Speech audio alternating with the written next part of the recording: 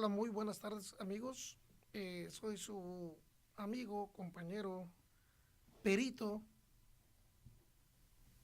licenciado en medicina, maestro en criminalística, especialidad en medicina forense y próximamente el gusto de compartir con ustedes que este próximo sábado estaré recibiendo mi acreditación, mis documentos avalados por la SEP como doctor en ciencias forenses.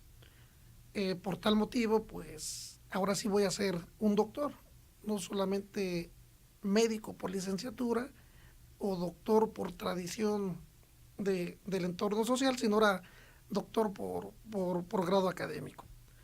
El día de hoy vamos a hablar de algo muy especial que está pasando en México, que viene siendo el manejo de cadáveres. El manejo de cadáveres en México es muy importante porque no es un problema actual, es un problema que ha existido durante toda la vida.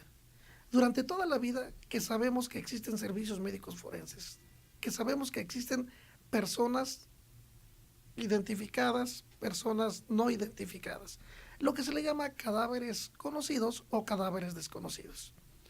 El tema del día de hoy se llama manejo de cadáveres en México. ¿Qué vamos a analizar? Vamos a analizar primero el Código Nacional de Procedimientos Penales. He escuchado en televisión, Televisa, TV Azteca, Imagen, Univisión, que le han dado mucho auge al manejo de cadáveres, en donde muchas opiniones no son las adecuadas, no tienen el enfoque verdadero que se espera. Le echan la culpa al Código Nacional, le echan la culpa al fiscal, le echan la culpa al director del servicio médico forense, le echan la culpa a los panteones, pero esto es tan simple, que vamos a entender el origen de lo que viene siendo el manejo de cadáveres. El Código Nacional de Procedimientos Penales, en el artículo 271, nos dice levantamiento e identificación de cadáveres. Y aquí es muy claramente que en los casos que se presuma una muerte por causas no naturales, será procedente la práctica de la necropsia. ¿Esto qué quiere decir? Que sabemos, y eso lo dice el Código Penal de cualquier estado de la República, que ante la muerte violenta o de origen desconocido, se tiene que practicar necropsia. ¿En qué casos no se practica necropsia? En los casos que la muerte es conocida o se justifica esa muerte mientras no sea violenta, que tiene un origen médico. Un ejemplo, un ciudadano va caminando por la vía pública, de repente desvanece, se pega en la frente y fallece. Pero la familia, al saber esto, recurre al Ministerio Público y le dice, ¿sabe qué? Momento, no quiero que se le practique necropsia a mi familia porque tenía antecedentes de hipertensión arterial, diabético, cáncer, enfermedad crónica degenerativa, y por tal motivo la causa de muerte no fue el que se haya pegado en la banqueta. La causa de muerte fue un infarto agudo al miocardio, complicaciones propias de su enfermedad. En ese caso, tampoco se tiene que hacer necropsia. ¿En qué casos? ¿O qué nos indica el levantamiento e identificación de cadáveres? Y lo dice muy claramente el artículo 271. Primero, la inspección del cadáver, la ubicación del mismo y el lugar de los hechos. Por ahí yo escuchaba también en los medios de comunicación que nos decían que pues el levantamiento de cadáver era un protocolo, que no era un método de investigación, sino que era un protocolo, cosa que pues no estoy de acuerdo, pero ese va a ser otro tema. Segundo, lo que viene siendo el levantamiento de cadáver, el traslado del cadáver, la descripción y peritajes correspondientes al cadáver. Aquí mismo nos dice que la exhumación en los términos previstos en estos códigos y demás disposiciones aplicables. El propio Código Nacional nos dice que si el cadáver hubiera sido inhumado, es decir, enterrado, puede ser exhumado para fines de investigación. En este caso, nos dice que practicada la inspección o la necropsia correspondiente, se procederá a la sepultura inmediata, pero no podrá incinerarse el cadáver. ¿Qué es lo que pasa aquí? Que yo escuchaba en entrevistas de investigadores, de representantes de institutos que imparten materias de criminalística, de medicina, que decían que el cadáver con el nuevo sistema penal acusatorio no se puede enterrar mientras esté en investigación el proceso, pues que no se podía enterrar. Y ojo, eso no es cierto. El Código Nacional lo dice muy claramente, que una vez terminada la necropsia, se puede proceder a la inhumación, a enterrar ese cuerpo. Lo que sí no permite el Código Nacional es que todo cadáver relacionado con un hecho delictivo, con una investigación, con una carpeta de investigación, sea incinerado. Eso sí no se puede. ¿Por qué? Porque si estamos en un proceso de investigación, la defensa o cualquier otra persona puede solicitar la exhumación del cadáver y eso es válido en una investigación.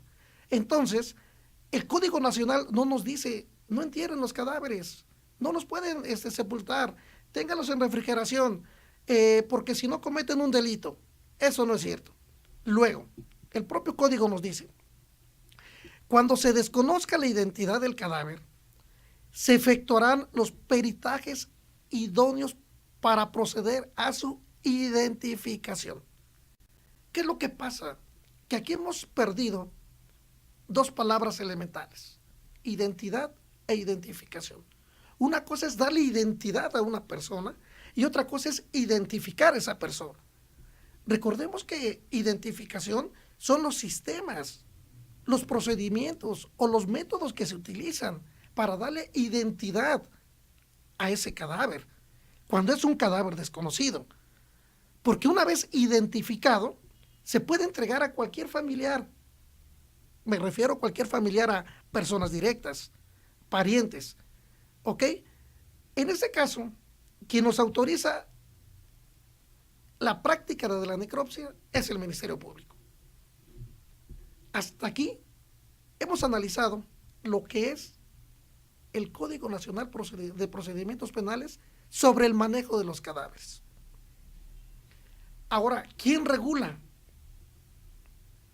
¿Quién establece? ¿Quién define el manejo de los cadáveres? La Ley General de Salud. Esto es muy elemental. Una cosa es el Código Nacional de Procedimientos Penales y otra cosa muy diferente es la Ley General de Salud. ¿Qué nos dice la Ley General de Salud? Tiene un capítulo único, que es el capítulo 5, cadáveres.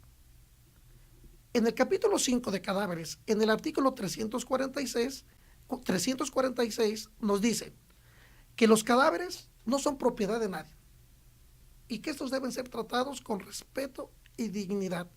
Lo que vimos en los medios de comunicación, no es posible, y no es un hecho aislado lo de Guadalajara, pasa en la Ciudad de México, pasa en el Estado de México, pasó en Tamaulipas, pasa en Michoacán, pasó en Guerrero, pasó en Morelos, donde los cadáveres no son tratados con respeto, con dignidad, sino que como son desconocidos, ya no le importa a la autoridad qué pase con ellos. En este caso, nos vamos al artículo 347, que nos dice, los cadáveres se van a clasificar de dos maneras nada más, personas conocidas o personas desconocidas. Las personas conocidas son aquellas identificadas, es decir, que no cupo duda alguna que los familiares directos la identificaron, le dieron una identidad y puede ser enterrada. Personas desconocidas, no identificadas, son aquellas que no hubo ningún medio de identificación que le diera una identidad para que fuera reconocido por algún familiar. Que esto es lo que nos interesa a nosotros. Desgraciadamente, los malos protocolos aplicados actualmente en toda la República Mexicana nos ha llevado a esto. Yo recuerdo que cuando trabajaba como perito en la Procuraduría del Estado de México, trabajábamos en equipo, el criminalista, el médico forense, el fotógrafo. Los tres íbamos al levantamiento de cadáver, los tres trasladábamos al cadáver, los tres trabajábamos el cadáver en el anfiteatro y los tres llevábamos a cabo métodos y técnicas para identificar ese cadáver. Aplicábamos todos los procedimientos que se nos marcaban, los protocolos que actualmente están de moda. Pero ahora me da tristeza ver que en la República Mexicana, no sé por qué, se aplican protocolos diferentes. Ahora el protocolo es, llega el perito criminalista y el perito fotógrafo al levantamiento de cadáver. Lo embolso, le pongo su etiqueta, me lo llevo al anfiteatro, se lo dejo al médico y yo me retiro. Se retira el criminalista y el fotógrafo. Y el cadáver se lo dejan al médico forense. El médico forense que le tome fotos, que le tome muestras, que le quite la bolsa, que le quite la ropa y que haga la necropsia. Se pierde la investigación. Ahí es donde se pierde la verdadera investigación.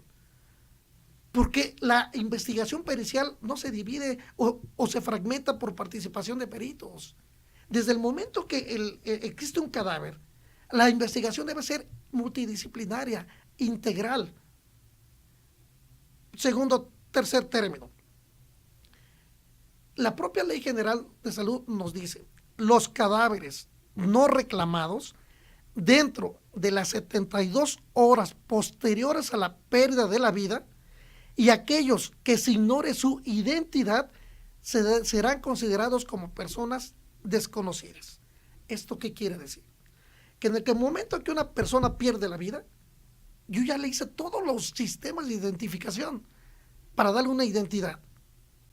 Si dentro de esas 72 horas no es identificado, no es reclamado por algún familiar, lo voy a hacer a un lado y en ese momento ya lo considero persona desconocida, persona no identificable.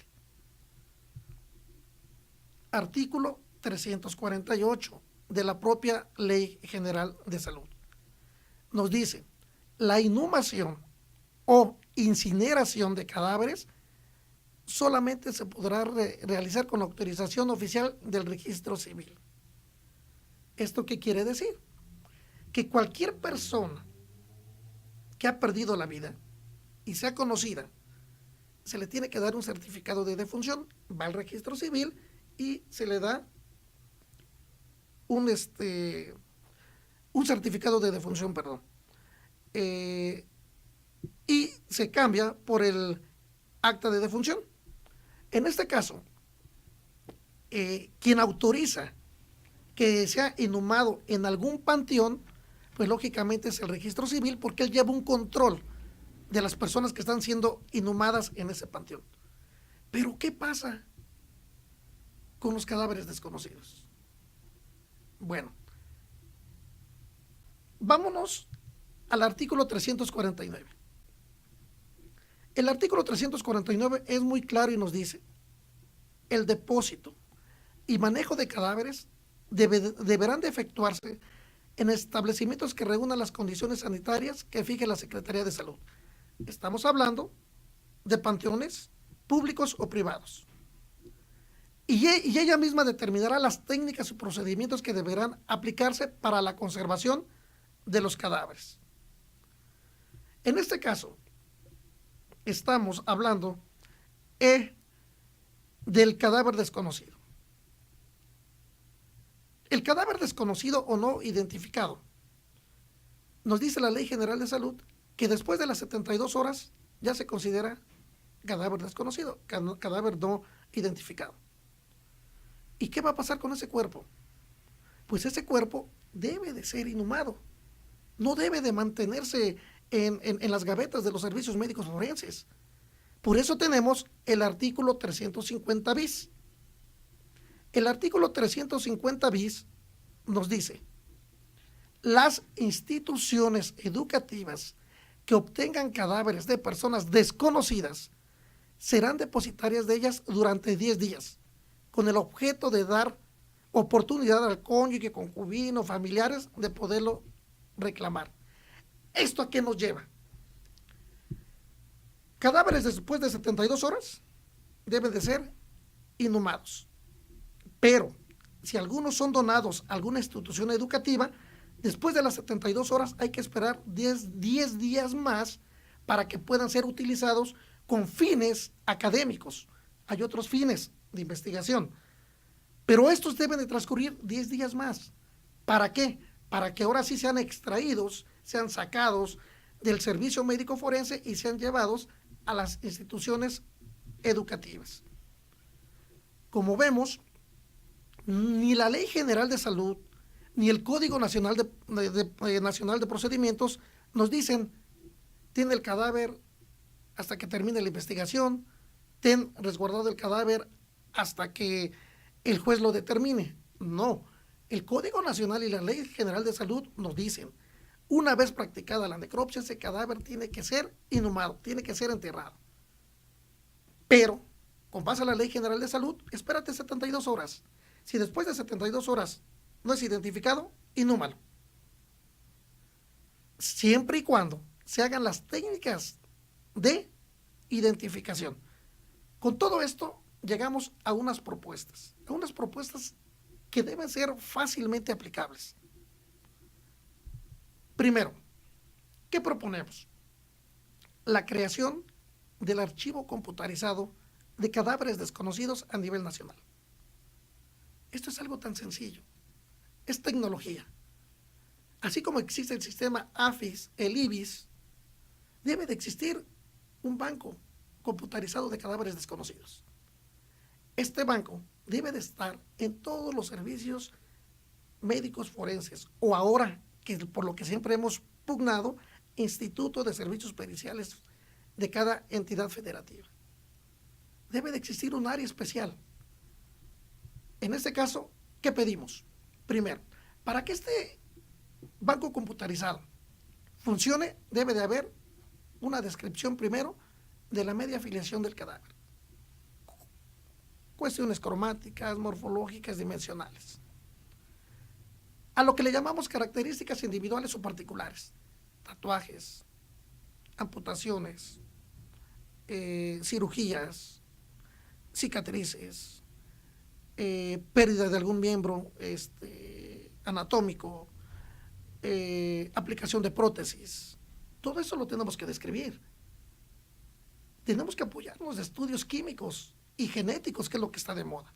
Un cadáver, una vez que yo tengo contacto con él, yo le puedo tomar muestras biológicas para resguardo para material genético. Y no tengo que esperarme a que se acumulen 50 cadáveres para tomarle muestras. Debe de existir una ficha de cada dactilar. Debe de existir fotografías del cadáver, descripción de ropas, pertenencias. Y todo esto se crea en un archivo computarizado. Descripción general del cadáver. Segunda propuesta: creación de panteones estatales. Independientemente de que exista el panteón municipal, el panteón privado estatal, pues debe de existir un panteón estatal exclusivamente para cadáveres desconocidos dependientes de procuradurías. Es decir, un panteón exclusivo en donde todos esos cadáveres se manejen bajo la Ley General de Salud, pero sea exclusivo para puro cadáver desconocido. Y evitamos muchos problemas de identidad, de identificación, de contaminación, de malos olores de los anfiteatros, de contaminación de aguas por manejo de residuos biológicos, sangre, orina, piel, músculo, que se llega a filtrar por las coladeras de los propios anfiteatros.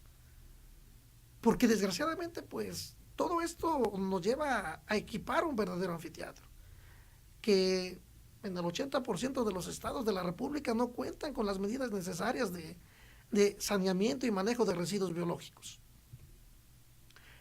Y la última propuesta, que es la creación del área de identificación humana de cadáveres desconocidos. Ya tenemos el archivo computarizado, ya tenemos los panteones, pues ahora crea un área específica, un área especial, un área de peritos especiales en identificación humana.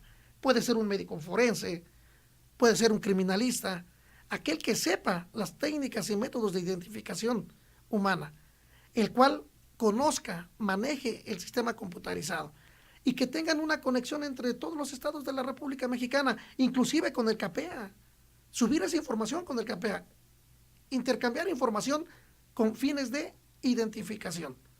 El manejo de cadáveres en México es muy importante. ¿Y por qué es muy importante? Porque con lo que está pasando en México, no es que se esté descubriendo el hilo negro del manejo de cadáveres. Siempre ha existido. Pero ¿cuál es el problema principal? Todo esto suena muy bonito, porque hay leyes, porque hay ideas, pero no hay presupuesto. Desgraciadamente, a servicios periciales o a la investigación pericial no se le destina un presupuesto para abatir lo que está viviendo la República Mexicana. Agradezco el interés que sigan teniendo por nuestra página de YouTube, Servicios Periciales Privados, y asimismo las transmisiones en vivo los viernes a las 18 horas. Muchas gracias y nos vemos en la próxima cápsula.